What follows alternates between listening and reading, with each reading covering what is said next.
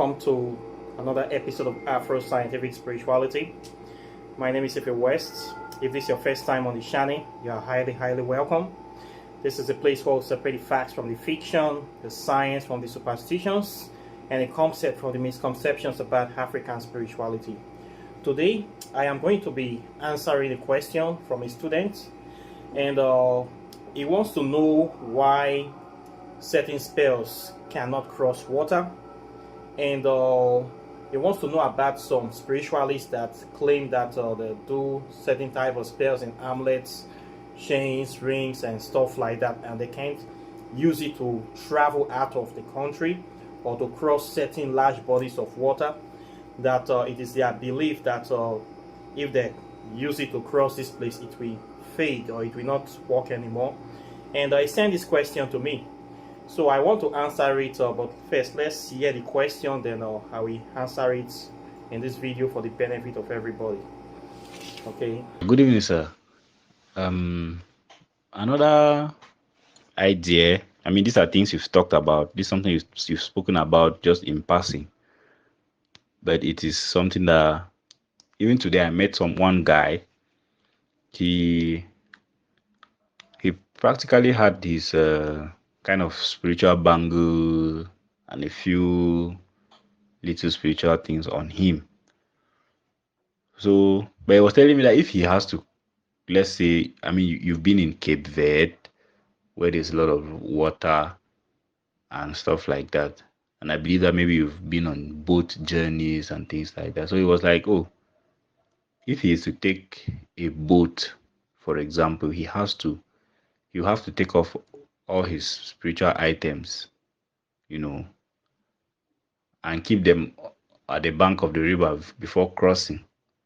Sorry, yes, let's just say so, or ocean. We're discussing more about an ocean related thing, because there's one road that they follow the ocean between Cameroon and Nigeria.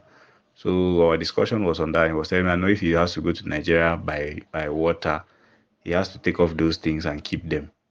And that sometimes even on sea, they tell people to take off their spiritual materials. So what do you have to say about spiritual materials that is spiritual items like your mojo, your bangles, the real things that really have power? What do you have to say about those things and crossing of water bodies? Because I've heard a lot of spiritualists. I've heard some other spiritualists say that they don't follow those things, that their spirits cross rivers and oceans and go different, and they go to places with their things. But today I also met someone who was like, nah, that he was told not to do like that. Thank you. Thank you very much for that question. This is something that I have often talked about in lots of videos, and I have been able to identify, or I have been able to lay out the reason for this very issue. When it comes to spirituality, there are different type of deities, there are different kind of spirits that are out there. There are some that are very dense in nature. In essence, they are kind of heavy. These spirits are naturally connected to the earth, to this earth realm, to this physical dimension. They are kind of rooted in items or articles that are part of a certain lineage, part of a certain community, part of the collective spiritual consciousness of a certain people. As a result of that, these spirits, they can't leave that vicinity. They cannot be able to move out of that place they are situated, because they are attached to that place. So their spiritual activity, their power, their influence is limited to that very region. So when you are venerating that kind of deity, or you are working with them, you can only do so much. Anything you are doing with them, or they are helping you to do, anything they are helping you to change in any capacity, can only influence that certain region. They cannot live there because they are attached to them. I have talked about this in many places. Like recently, I did a movie review on this, the haunting of Blair Manor. There is a certain spirit, the spirit of a dead person that was attached to a certain place. She can't leave that place, so her own influence is within that region. She just cannot leave that manner. She was there killing people, doing things from time to time. She can't leave there. She was trapped there. We have deities like this that maybe a group of people venerating in a village, and they have been able to presence this deity firmly in that community. So the deity just cannot live there. So if you are working with that deity and you kind of put their take their essence and put it in a amulet or a chain or whatever protective material that you presence it inside, they can only walk within that area. Immediately you take the deity to the boundary and you have to cross, especially a large body of water, the spirit cannot move beyond that. The spirit will just leave that thing, and then you cross empty-handed, or you just go without the presence of the spirit. This is something that is very, very common in Africa. If you check in Nigeria spiritual history, if you check the migration patterns of many communities in Nigeria, I'll give example from Delta State. You see the ancient Benin Empire, you see the Isoko people, the Urobo people, Ijaw people, Igbo people. We all used to have this kind of communal community whereby we live together, but whereby we were living together. But later along the line, things started happening. Then some people have to migrate from the ancient Benin Empire. If you check the folklore stories of many Urobo communities, people of Abraka, people of Ereni, even Igbo people of Asaba in Delta States, many parts of Europe, where they will tell you that when they were migrating from ancient Benin Empire, so we tell you that they were running, that they ran away from the Benin Empire, that when they were running, the Benin warriors were chasing after them, and then they will get to a river, they will cross the river, but the Benin warriors will get there, but they cannot cross that very river or that very stream. You will find this repeatedly around communities from Delta states, talking about how they were being chased by a certain group of people, and then they cross a large body of water. But when those warriors get to the river bank, those people cannot cross. So if you go to Abraka, this is their main story of how they migrated from Benin. And till today, they still venerate that river. They call it the river Adakaji.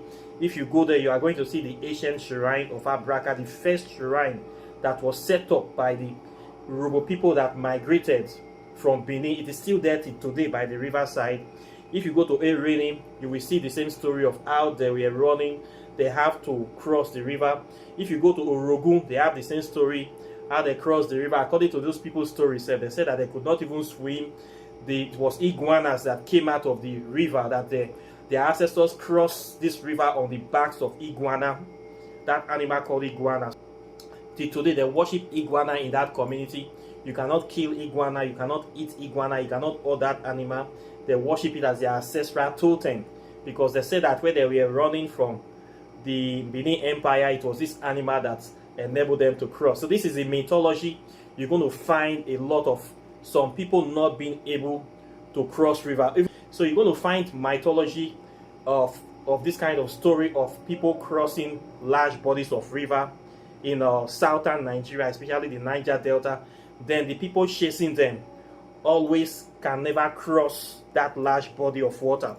So when I look into this mythology, I discovered that there are some deities that are attached to a certain land that they just cannot cross water.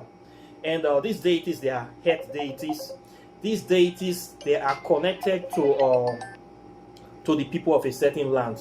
They are actually very active and powerful in that very place. They are connected to the ancestral bloodline of those people. So they can only walk on that land. They can only protect the subjects of that land. So if you're working with these kind of deities, when you cross a large body of water, they cannot go with you. This is a major disadvantage. So you have to expand your, how will I say, deity outreach to deities that can be able to walk across bodies of water. For instance, if you're venerating water deities, river deities, Oshun, Yemoja, Yemaya, Mami Water, these are spirits of the water. They are everywhere. All the rivers and sea of the world are all connected. You can use one point, as far as they are flowing, the river is flowing, you can use it to connect with any deity in the sea, or any deity in any part of the world, or even anybody in any part of the world. Water is like the life force of this world. So this does not have working with water deities. You don't have issues, okay, because water goes everywhere and water is life. So for me, I don't have issues with my own deities. They go everywhere with me, every part of the world. And the best is that they're already inside me. They are inside my blood. They are inside my DNA. So wherever I am in any part of the world, they are always there with me. I don't have any issue of say I have to drop any kind of thing, any kind of spell, or any kind of stuff, because it cannot cross water. This is a major disadvantage. Then we also have a lot of negative entities too that cannot cross water. There is a scientific principle regarding this, that there's a kind of electromagnetic current that goes into running water that generates electricity, that purifies and neutralizes. So any kind of thing that is impure, any impure spirit, and most of these negative entities, they are impure spirits, they cannot cross running water. That is why we do a lot of spiritual baths to banish negative entities that are attached to us. This is the main reason. There's a science behind it. If you want to know more about this science, somebody have written a book on it. I have also done a video review on this very book by Robert Bruce, called the Practical Psychic Self-Defense Handbook. In this very book, this is a psychic guy from Australia. He did a lot of experiments on how to use running water, the force or power of running water, to banish negative entities. He discovered that a lot of negative entities, they can't cross running water. Even if it's just a hose that is pumping water, they can't cross it. So he was able to use them to exorcise a lot of negative entities from people. He's an expert at doing that. So if you want to know more about this application, you need to read this book. I have the book. I have done a full video on this very book. It's a very good book. So there's a principle behind the use of running water to banish impure spirit, to banish negative spirit. There are some spells we tell people to go and bathe in the sea. Just by bathing in the sea, it purifies you, because the sea is already salt water and it's the best place for purification. So if you live near the sea, you are very, very lucky.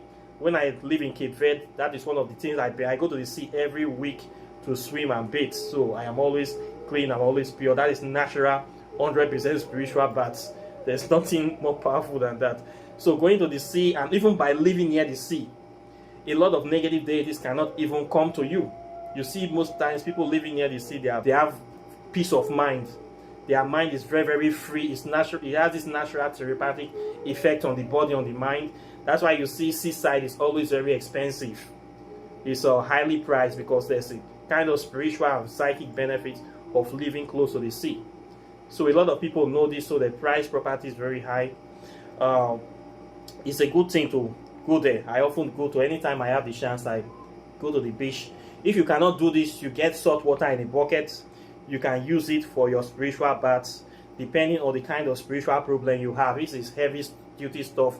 You have some extra items to it. You can use sea salt. We have our bathing oils that we use, your 6-flower, your mixtures, your herbal mixtures, the ones that I have done on this channel. There are a lot of spiritual baths that we do to banish this thing. Even running water from the shower helps to chase away some negative spirit from the body. So running water have this effect of electromagnetic effect of purifying and giving energy. Hence they use it to generate electricity for Kenji Dam and the rest. So there is power in running water, and a lot of negative deities cannot stand running water. According to folklore of vampires, even werewolves and some kind of bad spirits, they can't stand running water, because water is life and they represent the opposite spectrum, which is death. So running water chases them away, it purifies them, it neutralizes their power, and they don't like this. So by even crossing this running water, crossing a stream, they just cannot cross it for whatever reason. They just cannot cross it because they don't want to be washed away. They don't want their own composition to be destroyed or neutralized or contaminated by the water. So most times these negative entities, if they are having problem with the person, they see the person crossing running water, they will leave the person they will wait for the person at the side of the river until you come back. Sometimes if you're having some kind of problems, it's good to travel to somewhere there's a sea, spend some time there, get yourself, and then you come back. By then the spirit would have dissipated or would have find a new host to attach yourself to. There are many things that running water helps to solve in the life of people. So it's something that can be able to chase a lot of bad spirits away. Okay, so this is the reason why you see certain people do certain spells. They say you cannot cross river, you cannot travel, the spirits just cannot leave that locality. But we have spirits that can go everywhere. We have different kinds of spirits. We have spirits that are very strong, that spirits like water deities. They can be anywhere. Spirits that are attached to you by blood, by DNA, they can be anywhere. We have spirits of fire, we have celestial deities, they can be anywhere. So there are different kinds of deities. It depends on what you are working with, the kind of spirits you are dealing with. My spirits, they can go anywhere. So I don't have any problem of issue of not crossing water. I work with water a lot, so I don't have that issue. This is what I have for you today. I hope that I have been able to answer your question on this subject. More questions are welcome. For those people that are watching this video, I want you to like and share the video. Please subscribe to my channel. Share this channel, don't hide this channel. This is a liberation channel where we try to explain the inner workings, intricacies of African spirituality. And it's an enlightenment channel as well. You will benefit many things from this channel. If you are interested in learning about African spirituality, my website is here, riverofknowledge.com. Go to that website, you register. I have different levels for beginner, intermediate, advanced. I have something for everybody. Join the class, contact me before you join the class. It's something that will benefit you and empower you in many levels. If you are also interested in knowing about the scientific validity of African spirituality, my book is here, Quantum Physics and African Spirituality. You're going to know so many things in this book. It is very easy to read, very easy to understand. 100% Afrocentric book. I want you guys to get the book as well. Then if you want to do your spell, law spell, hexes, pacts, I do all these things. My number is right there on the screen. Okay, so please contact me and support the movement so that we can be able to develop and advance African spirituality. With that being said, I thank you very much, and I'll be seeing you in the next video as usual. So take care and bye. Peace.